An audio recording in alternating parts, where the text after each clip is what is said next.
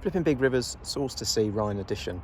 We're on the banks of the Waal River at a war memorial. So they were during World War II as part of the Allied invasion of taking over of Europe, crossing the Rhine River and the Waal, and the two have split, and we'll come back to that later. But this is the Waal River, and we talked a bit about it yesterday in Nijmegen.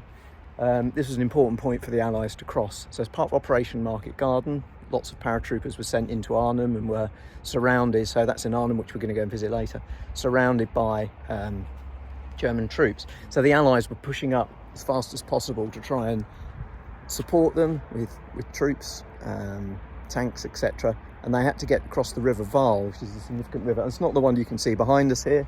That's just a small bit. It's under the main span of the river where we filmed yesterday.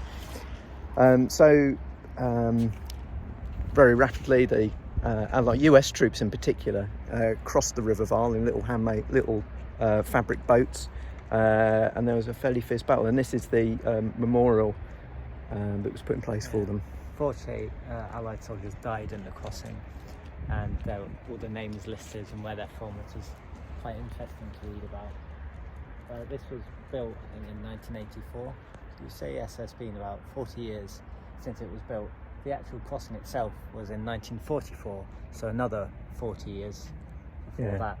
And it was the US 82nd Airborne Division with 504 parachute infantry, 307 engineers, and 376 prefab. So yeah, it's a decent sized division.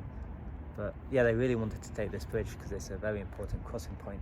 So there's two bridges over after. This is a new one that you can see here that was built since, but actually if we look back towards Nijmegen, there's a railway bridge, which is the Iron Girder Bridge, and then a little bit round the corner there's another big arch, which is the road bridge. And those were the two bridges that they managed to capture so that they could then bring up soldiers in support of the battle at Arnhem. And I'll just show you this. So these are then the two stones that have been put in place as part of the 40th anniversary.